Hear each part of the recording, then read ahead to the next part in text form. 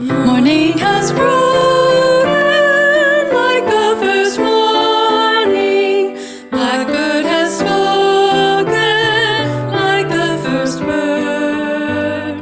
Praise for the singing, praise for the morning, praise for them springing fresh from the word. Sweet the rain, snowfall, sunlit from heaven, like the first dew fall on the first grass. Praise for the sweetness of the wet garden, sprung in completeness where God's feet pass. Mine is the sunlight, mine is the morning, born of the one light, Eden's flame. Praise with elation, praise every morning, God's recreation of the new day.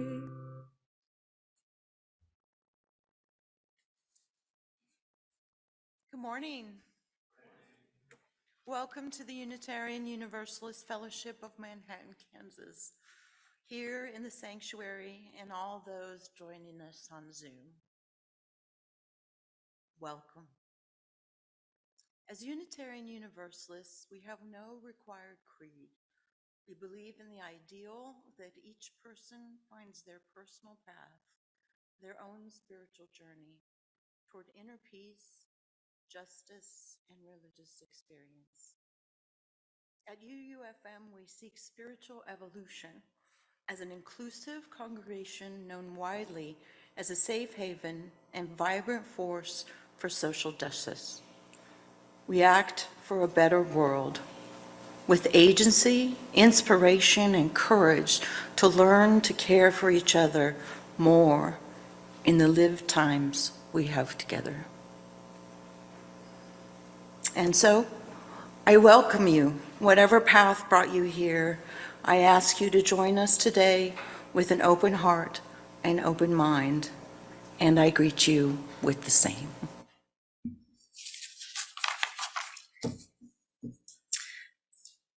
Today, we'll meditate on grief and gratitude with a reflection from our pastor, Isabel Call.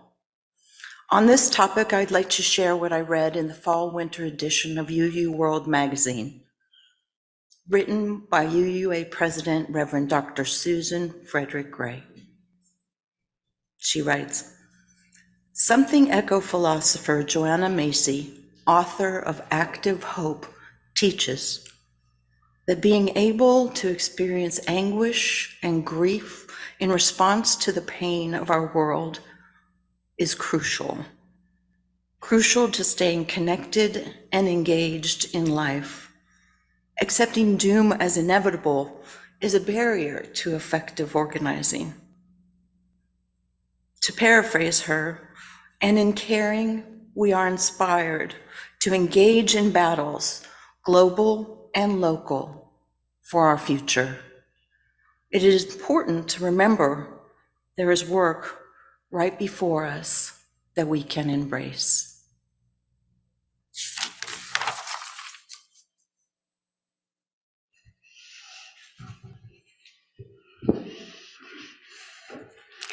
Thank you, Sarah. I'm Pastor Isabel Call. It's my joy to serve as the minister here at the Unitarian Universalist Fellowship of Manhattan. I have one brief announcement. So next week, we're going to have a chili cook-off after the service. So we need your chili, your best recipe. You can email our office administrator, Sue, to let her know you're participating, and she needs to know by tomorrow. So please let her know. She's at office@uufm.net. And as you know, we're having a brown bag visioning circle today after the service. We'll take a 10-minute break after the service for you to grab coffee and your lunch, and then reconvene in here and we have some snacks to share if you would like, if you need. We take time at the beginning of our services to lift up the voices of Native people, remember forgotten or erased history of our land, and look to Native leadership to remind us of our true purpose. Today, we'll see a video from the National Museum of the American Indian, hosted by Paul Chat Smith, who is Comanche. You can find the link to watch this again and share it with others in our virtual order of service.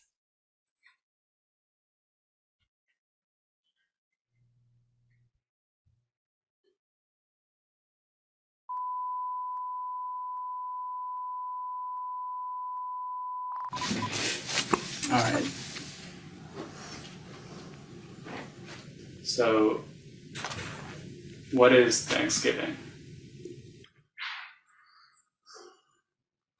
Thanksgiving is insane. It's this huge, incredible disaster on highways and airports, and it's crowded and the weather's awful. A meal that takes days, sometimes weeks of preparation, emotional turmoil, fights. But the fact that it's a national holiday that really envelops everyone, it's a sense of the entire country in motion in a way that isn't really like any other day in American life. And the way it's corny, it's cartoonish and kitsch, is kind of a protective layer to sort of not get too direct about it. So underneath all those things, Thanksgiving is about trying to come to terms with this very difficult truth about the United States, that the country is a national project that came about at great expense to Native people. And it's not enough that we're a good country. We kind of have to be the best country, you know. But Native people and African slavery, those two things together, are huge challenges to how you process this. So eventually the country ended up deciding, you know what, we like the story about that meal at Plymouth a long, long time ago, in which these newly arrived people from England in this new country had their brunch in the forest with Indians. And what was that saying? That was saying that we're neighborly. We want this to work out. And we know it didn't all work out, but that's what we aspire to be. That's sort of our best selves. Did that meal actually happen? It happened, but nobody really cared. It wasn't like, oh, remember that time last November, let's have those folks over again, fire up the grill. Nobody thought that because it was just a thing that happened. But the Pilgrim folks there, they were writing letters or writing journals. They were like really meticulously detailing what was happening. But even that written account gets lost for basically 200 years and doesn't even emerge until the 1840s when this document is discovered again. And even then, it's not a big deal. It's actually in a footnote. And we remember that, we rescue it from being a footnote because that has meaning now. And so by the early 20th century, Indians are an indivisible part of what creates the United States. It's not a chapter that happened and it was bad and we got over it. We're in your head, we're in your pantry, we're in your garage. This imagery, representations, advertising, Thanksgiving says, however imperfectly we remember Indians, we're remembering Indians.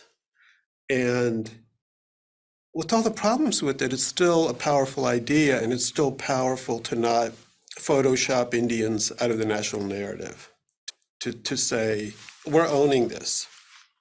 If there's a way that can open up ways to start thinking about it differently, opens up for people to become activists and try to change things, invent some new kind of Thanksgiving. Let's have the discussion. Let's see where that goes. But before you get to the lessons, I mean, is it right to use that? Is it whatever? I don't know. I guess if I were to put myself in terms of, this a cartoon Indian and all this at Thanksgiving, I'd probably be saying, I'm glad to be here. Better than the alternative.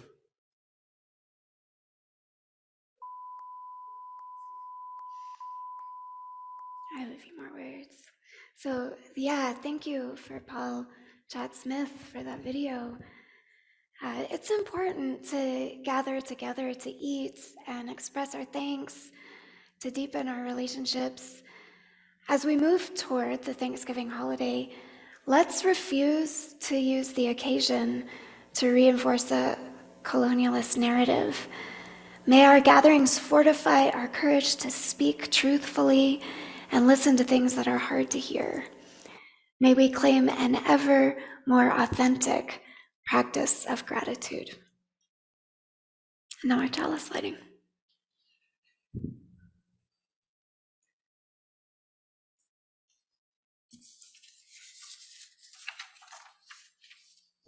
For the lighting of the chalice today, I'll read the words of Eric Walter Wickstrom to light our chalice this morning, with guidance and grounding for our Thanksgiving gatherings as well. Here today, in this place and with these people, may we listen so that we can hear. May we hear so that we can feel. May we feel so that we can know. And may we know so that we can change ourselves and this world. May this chalice we light our way.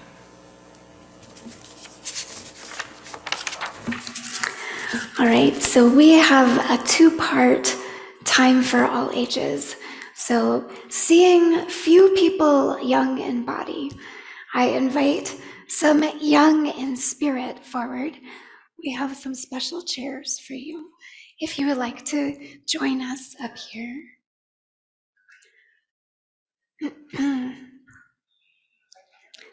Yeah, well, you sit front row. So we're going to do a gratitude practice, and this is something you can do every day. You can do it when you're feeling grouchy, and it will help you feel better. And you can do it when you're feeling good, and it will make you feel even better. So it's very simple. We make a list of things we're grateful for, and so I'd like to invite anybody who wants to play with markers. You can help us make this list. You can pick out your color. There's some options. Molly, would you like to do this? Okay, and so I'm going to invite folks in the room and on Zoom to shout out things you're grateful for. And if Molly gets behind, maybe Sylvia can grab another marker. Larry says family. Family. I'm going to say warm clothes. Warm clothes. Being alive. Clean water. Amen. I'll say Being friend. alive. Would somebody else come up and help, right? What was that on Zoom? I heard something. That was friends. Friends. Purpose. Purpose. Security. Security. UUFM. UUFM. Animals. Animals. Keep them coming. Water. Nature. Water. Trees. Medical care. Gardens. Camels. Grass. Grass. Air. Coffee. Rainbows. Ice cream. Ice cream. Chocolate. Grandchildren. Grandchildren. Laughing. Laughing. Music. Music. Books. Dancing. Books. Hugs. The New York Spelling Bee game, New York Times Spelling Bee game. NYT spelling bee game and Wordle. Jeopardy. All right, we've got a category here. So play and games, Memories. beaches, memories,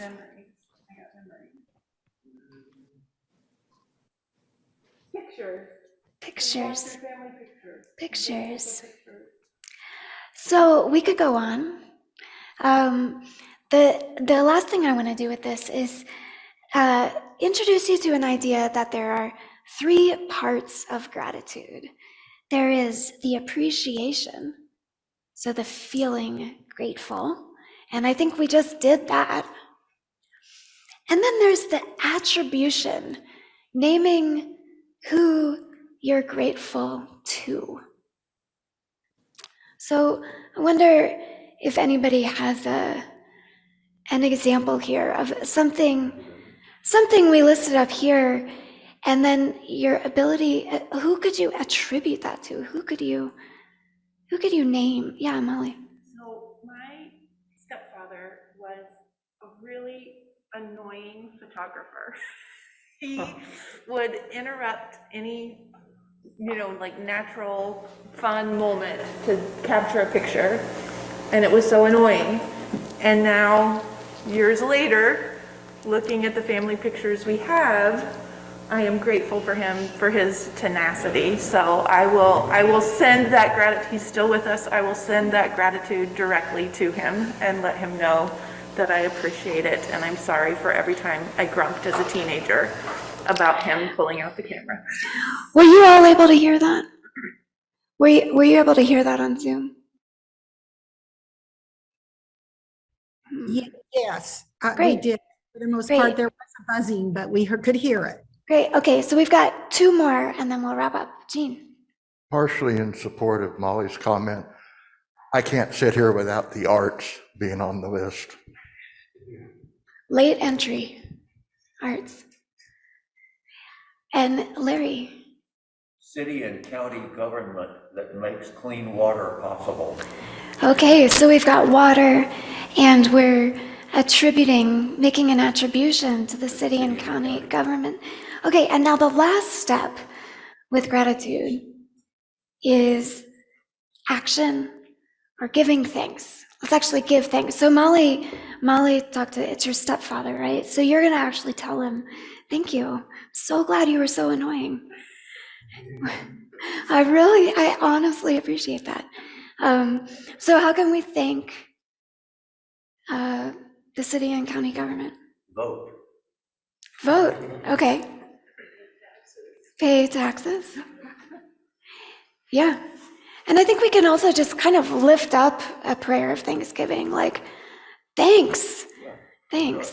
And that's what a lot of religion does. There are things on here that it's hard to identify the who, and yet they're obviously real things, and we have a human need to express thanks. Okay, so how do you feel now? Better? I like it. I feel good. I feel good because I did that practice with you, so I thank you. Oh. So let's now rise in body or spirit, and we're going to sing a hymn together as we sing of hope and joy. You all are not released yet. We're not singing you out yet. So the kids have to stick around for a moment. We're going to do our hymn.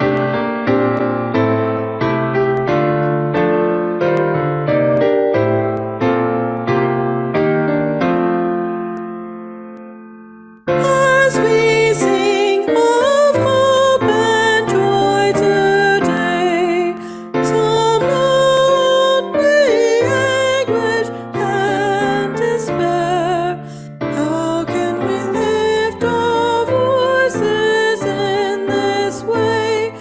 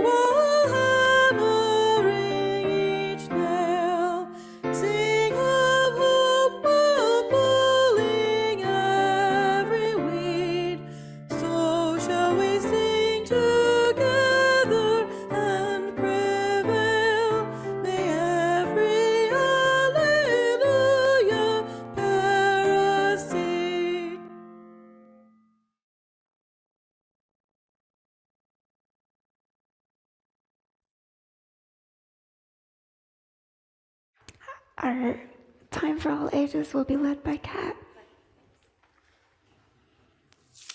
All right, I have a story today from the book Active Hope by Joanna Macy and Chris Johnstone.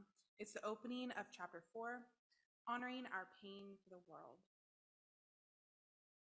Parzival, a popular knight in the court of King Arthur, was out on a quest and found himself riding for days through a strange, devastated region, a wasteland where nothing grew. Searching for food and shelter, he came to a lake where he saw two figures fishing from a boat, one of them dressed in royal garments. "Where can I find lodging?" Parzival called out. The regally dressed fellow, who was the Fisher King, invited him to stay at his castle nearby and gave directions. Before long, Parzival found himself at the great castle of the Fisher King.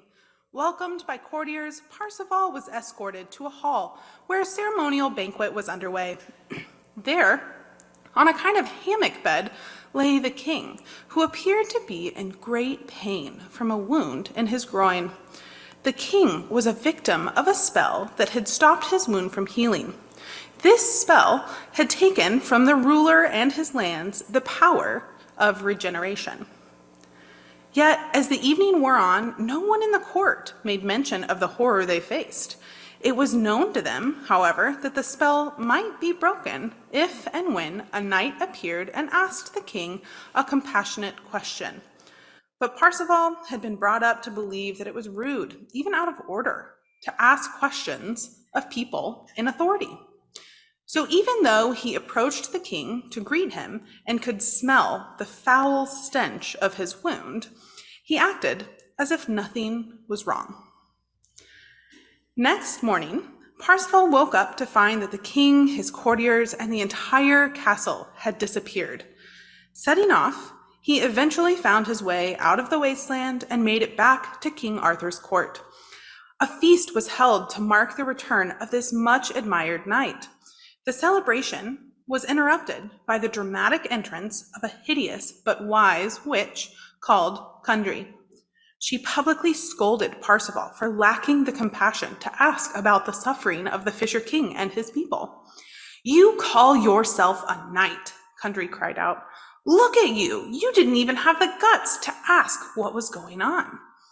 Haunted by Kundry's accusation and his own feelings of failure, Parzival fell into a deep depression. He finally realized he had to return to the court of the Fisher King. It took many years and many adventures to find the mysterious castle again. When he did, he found the king in a state of even greater suffering. This time, Parzival strode right up to the king, knelt before him. "My lord, what aileth thee?" he asked. That Parzival cleared enough to ask this question had made an immediate and powerful effect. Color returned to the cheeks of the king, who rose from his couch, his health regained. In the same moment, the wasteland began once again to bloom. The spell was broken. Thank you, Kat. So the story points out that sometimes we miss the opportunity to be compassionate because we're not paying attention or we're afraid of being socially awkward. But over time, we learn how to open our heart and be willing to know someone else's story if they need to share it. And we get to learn that skill in this community here together. So now I invite the young at heart to go to where you want to be for the rest of the morning. Hearts, go with you. Go enjoy our hopes. Go to learn in love, grow in wisdom, shine your light in all we do. Oh, in love our hearts go with you. Grow in joy our hopes go to. Learn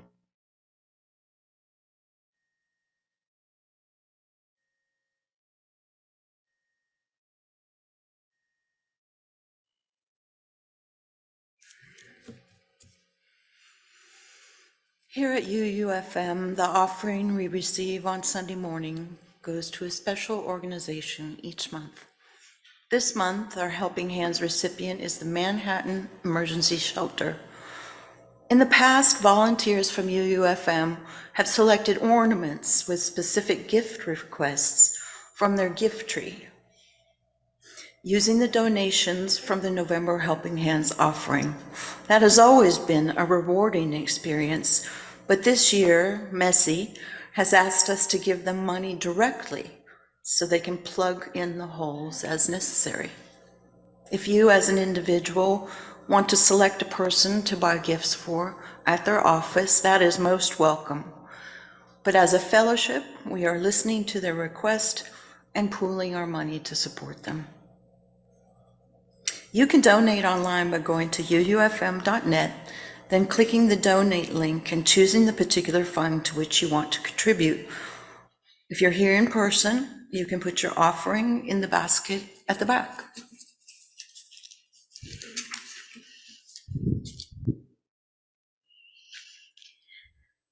So I'm going to sneak in here with an extended invitation to our joys and sorrows ritual this morning. So if you're here in person, you might have noticed that we have some new sheets for joys and sorrows. They're colored, so joys in green and sorrows in cream. And Sarah, I might ask, you could pass them around. There's some in the back of the room too. So change, this is a change. Change is happening all the time, every week.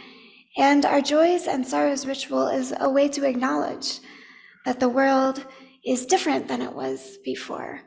It's a time to contemplate together and prepare ourselves to move into that changed world when we leave this place. So there's a proverb that joy shared is joy doubled, and sorrow shared is reduced by half. The corollary is that sorrow not shared can become an unmanageable burden. We can lose ourselves if we don't have a way to acknowledge loss, particularly the losses we endure that are not so commonly recognized. If you can't process your grief, you have to turn to some way to deal with that pain, and that's why people turn to coping strategies. We all have our own ways of numbing the pain without truly accepting the underlying change of reality that is causing the pain in the first place. And this is the root of addiction. So on Sunday mornings, we come back to reality 1 week at a time. And if you don't have a grief to share, perhaps when you hear somebody else's, you realize that it speaks for you too. So know that when you acknowledge your own loss here, you may be helping someone else remember something they didn't have words for. The forces of numbness in our world are powerful, and it's not just personal habits. Denial of loss is a mechanism of oppression, a way to make people feel unworthy of what they are grieving, to dehumanize them by disenfranchising them from the process of grief.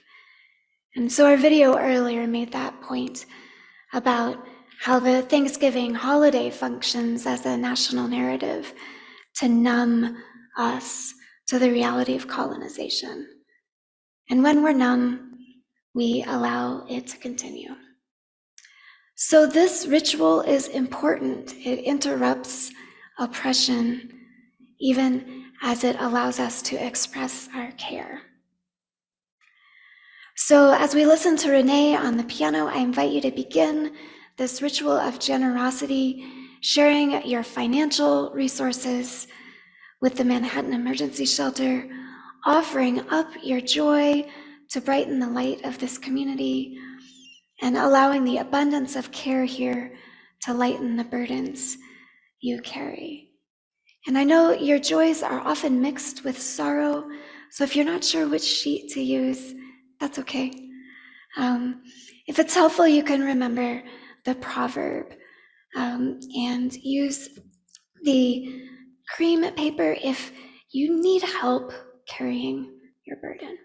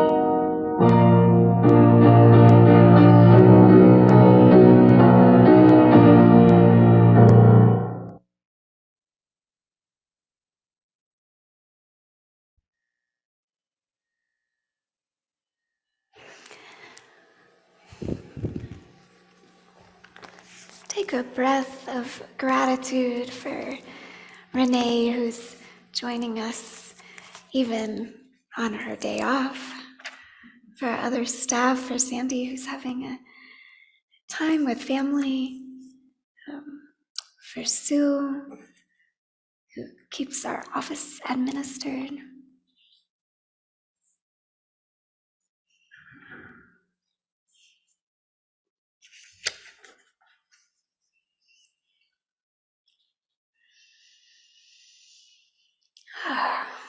So we've come to the time in the service to share our joys and sorrows. I have several joys here. Jean is thankful for families, relatives, friends, UUFM.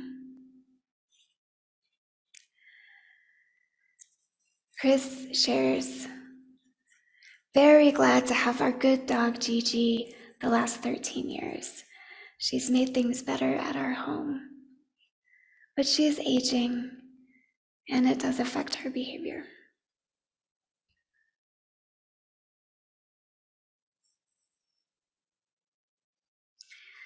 We have a joy from Pat. It's been a joy to share several Native events this past week with several tribal members and their people on their land in Kansas, the Iowa tribe, Sac and Fox tribe, Potawatomi tribe, and Pawnee tribe. Many thanks to them. Aho.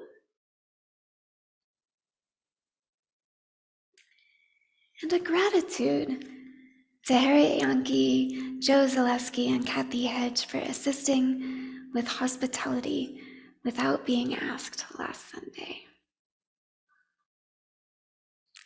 We have another joy here in the sanctuary. from Harriet, the music of the pianist, and the students she has taught. Renee's students played at Meadowlark, and one promised me he would play for us someday. That's exciting. So let's hear our joys coming from our community in Zoom.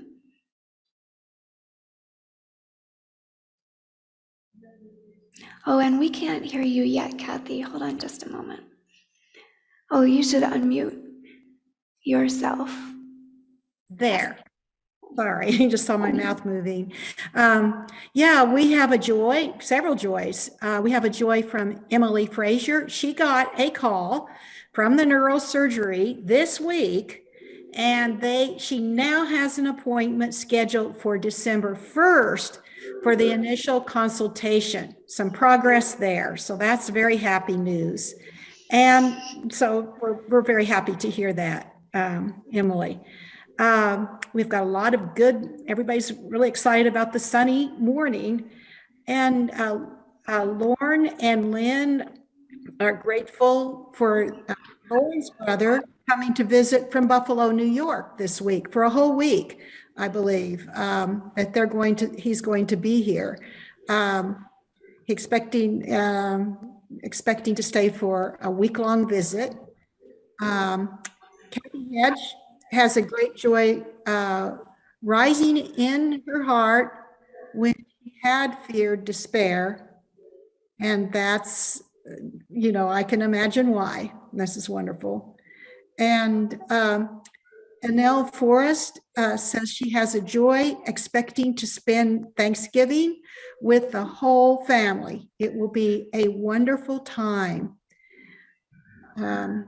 Yes, so we had so many very good happiness to report. And is it time for sorrows? Should I? I think it is, yeah. Lead us into sorrows, Kathy. Yes, we do have several sorrows. We have from Frank, he has a sadness along with Thanksgiving for his former Celtic bandmate, Danny Proud of Madison, Wisconsin, on the loss of his daughter in St. Louis after a 3-year struggle with abdominal cancer. And he and Danny Proud's wife are members of UU in Madison. He has sadness for their loss and thanksgiving for her life. So very sorry to hear that. Yeah. And a sorrow from Kathleen Oldfather. Michael's still fighting a respiratory virus, which is unknown what kind of type it is. He's very tired today and resting, and she feels sorry to have passed this to him. So she has gone through some illness herself. And so we're sorry you both have felt bad and hope for recovery. I hope I didn't miss anything on that. I think I've got it all, so. Thank you, Kathy. We have some sorrows here in the sanctuary as well. So Molly McGoy thanks all of you who shared her sorrow on the untimely passing of her brother, Matt. Her family will be gathering next weekend to honor his memory. With you in spirit.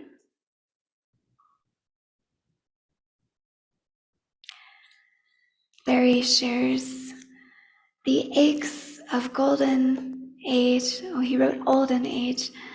I run slower. I think slower. Thank goodness for friends and family. And Harriet lifts up Dave and Sybil, who are coping with Dave's medical condition, and a joy, I think, here that Sybil is able to bring Dave to events at Meadowlark, which is good for both of them, as long as he has his dog in his lap. Joy and sorrow woven together. So I would like to lead us in a meditation, guided meditation. So I invite you to breathe with me. You can close your eyes if you wish, or just soften your vision and focus on the sensation of your breath. This will be about 5 minutes, and it's inspired by the Buddhist teacher and writer Joanna Macy.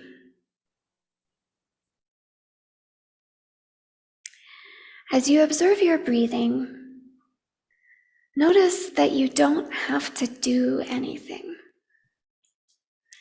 Breathing is not an act of will. You don't have to decide to inhale or exhale. Consider whether you might be being breathed. Maybe you are being breathed by life, as is everyone in this room, in this Zoom room, in this watershed, on this planet. Humans, animals, plants, being breathed and sustained by the vast interdependent web of all existence. I invite you now to visualize your breath as a stream, like the stream of water that moves through our planet and atmosphere. Understand your breath as a stream of air that moves through your body. See it flow into your nose, down through your windpipe, into your lungs, and now see it move through your blood cells to your heart.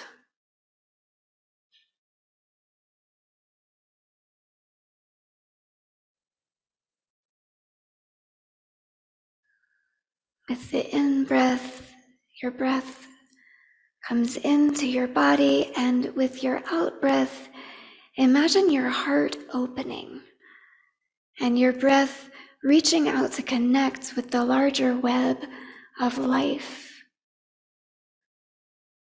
The stream of breath from your body joining the stream of our planet, and connecting again to that stream coming into your body through your nose.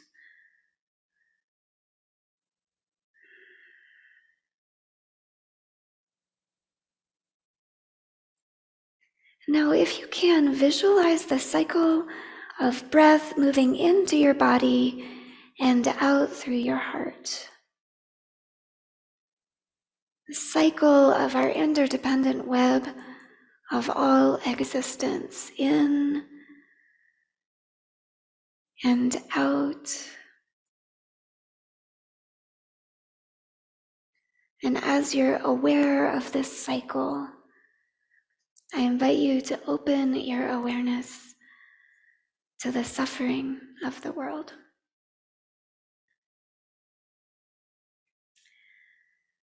Joanna Macy invites us now to drop our defenses and open to the knowledge of that suffering. Let it come as concretely as you can. Images of your fellow beings in pain and need, in fear and isolation, in prisons and hospitals, tenements, refugee camps, shanty towns. Just let the images come. You probably don't have to work too hard. And you can open your hearts and vision to our animal siblings as well, the ones that swim and fly and crawl, and our plant siblings who are breathing the same air as us.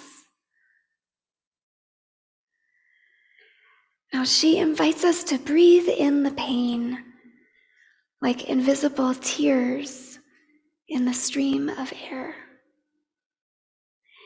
Into your nose, down into your lungs and heart, and now out again into the world.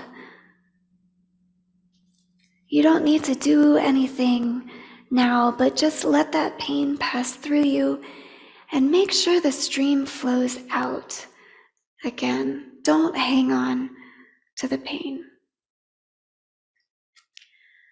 She invites us to surrender it for now to the healing capacity of life's web. And if this imagery, visualizing the breath, visualizing the pain of the world is not working for you, maybe there's blankness or grayness or numbness, breathe through that, because the numbness is also a part of our world. And if the pain that comes to you is not so much the pain of the larger world, but the pain or losses in your own life, or the pain or discomfort in your body, you can breathe with that too, because you are a part of the web. And see if you might also let that go on your out breath. Surrender that to the larger healing power of our interdependent web.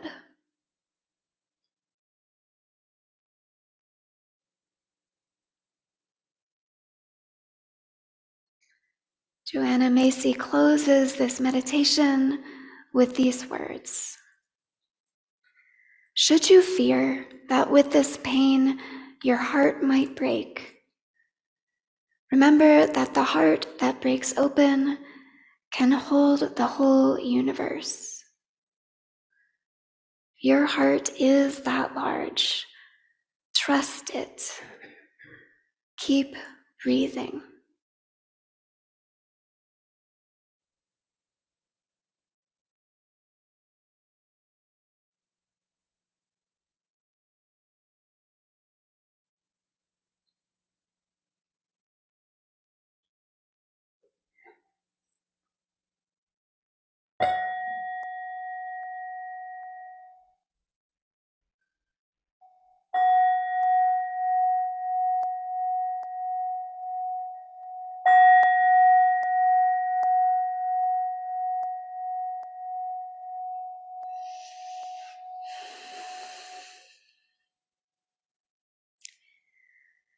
I have found that grieving what must be grieved grows my capacity to feel, and allowing myself to feel and release the pain of my own past and my sorrow for others' losses heals my numbness and allows me to feel joy more deeply too.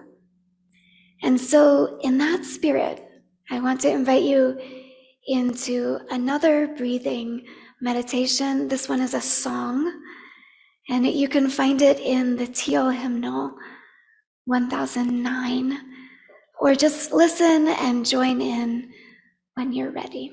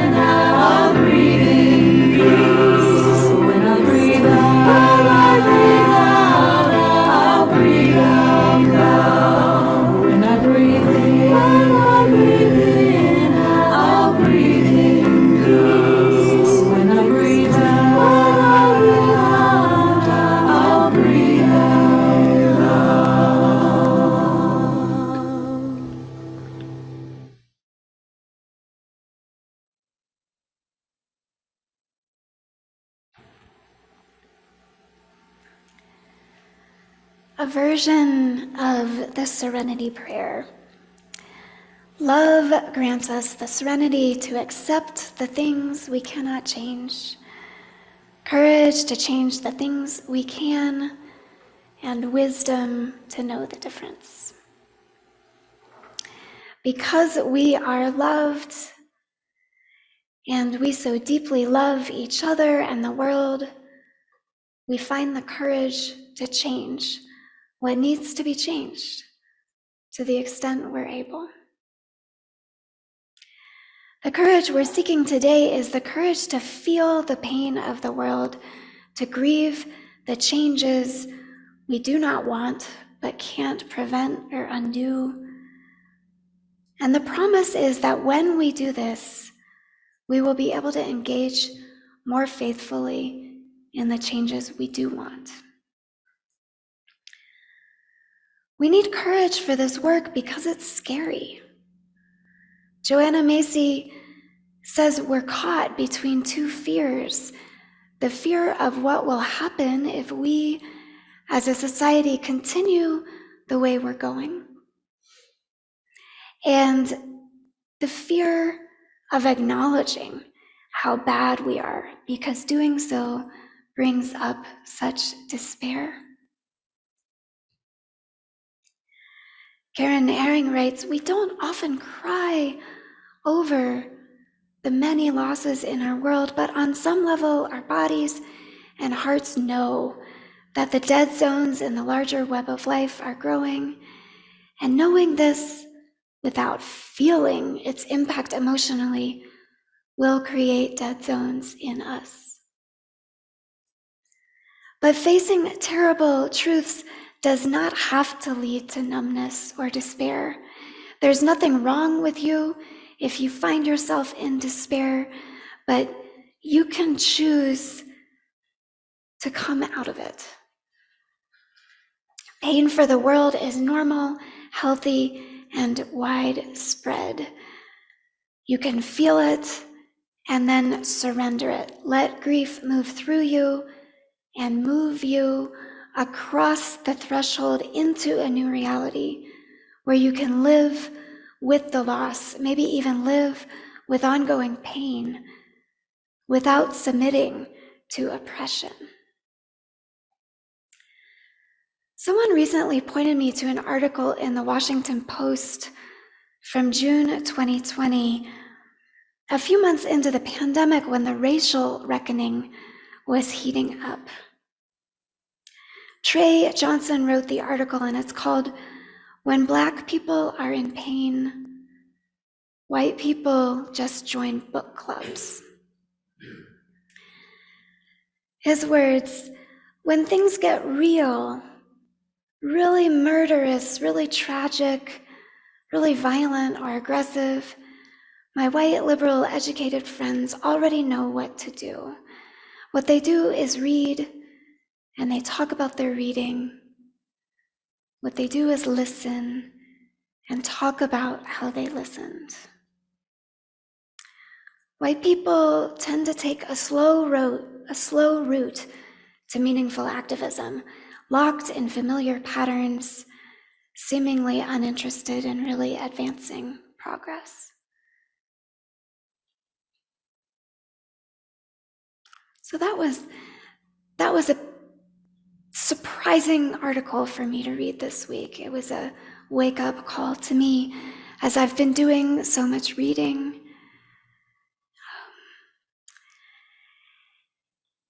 So what I get from it is that our discernment together as a community that strives to be multicultural, is how to be a safe and nourishing space for the internal, spiritual, and emotional work that we need to do to undergird effective, sustainable, external organizing and activism. How do we truly share the burdens of all and then act? So this week, I was studying 2 books by white women about the pain of the world.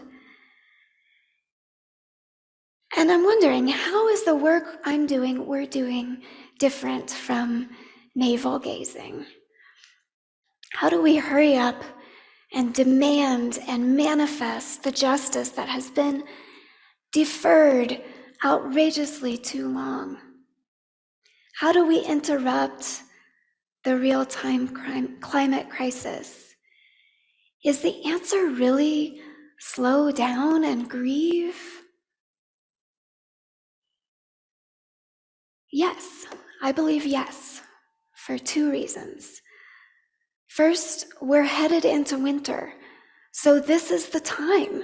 This is the season for incubation and reflection and grief, connection, preparation. And second, while the need for action is urgent, our tools are outdated. So we need to slow down and learn some new tools.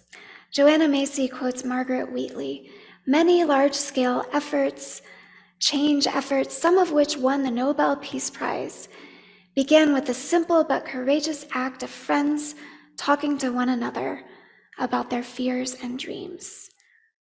In reviewing a number of these efforts, I always found a phrase, "Some friends and I talking." Some friends and I started talking. So today, we will gather for one of those conversations. Our goal is to envision the fellowship that we want to be as we cross the threshold of pandemic times. But as Karen Herring says, in order to fully engage the dynamic change available on the threshold, we must open our hearts to grief and the radical reorganization it makes possible. So my plan for the visioning circle is to facilitate it in 3 rounds. We will do a gratitude round, and then we'll do a gratitude about this place, about this community. Then we'll do a round naming our grief about what we've lost, what has passed away or isn't here now. And then a round to open to our visions for the near and far future. So to prepare us for that work, to find a good mind space and heart space so we can open up to the conversation, I want to teach you a song. And I invite you to rise in body or spirit. Goes, gentle heart, gentle soul, gentle mind, mind. Gentle heart, gentle soul, gentle mind, mind. Go back to those words, Dan. We'll stay there for a minute. Gentle heart, gentle soul, gentle mind, mind. Gentle heart, gentle soul, gentle mind. Life is change, love remains all the time, time. Life is change, love remains all the time, time. Life is change, love remains all the time, time. Life is change, love remains all the time, time. Gentle heart, gentle soul, gentle mind, mind. Gentle heart, gentle soul, gentle mind, mind. You can stay with this. Gentle heart, gentle soul, gentle mind, mind. Gentle heart, gentle soul, gentle mind, mind. Try louder. Gentle heart, gentle soul, gentle mind, mind. Gentle heart, gentle mouth, gentle mind. Keep going.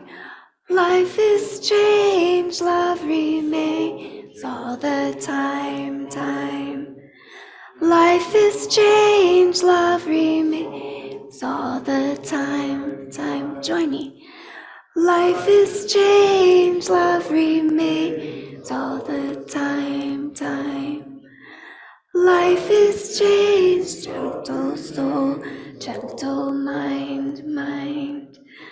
Gentle heart, gentle soul, gentle mind. Gentle heart, gentle soul, gentle mind. Gentle heart, gentle soul, gentle mind. Gentle heart, gentle soul, gentle mind.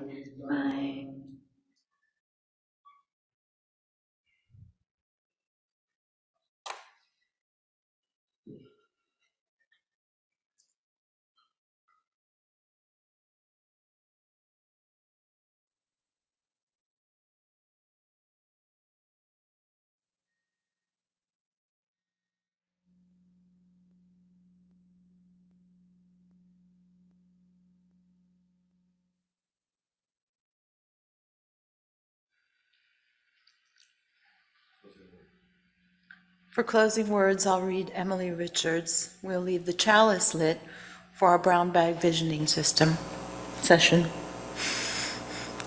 May you leave this time together changed. May the promises you've made to yourself about who you want to be feel closer to the reality of who you are right now. May you share that feeling of transformation wherever you go. May it spread into every word, deed, thought, and interaction until we are all changed, transformed, and transforming together, becoming our better selves.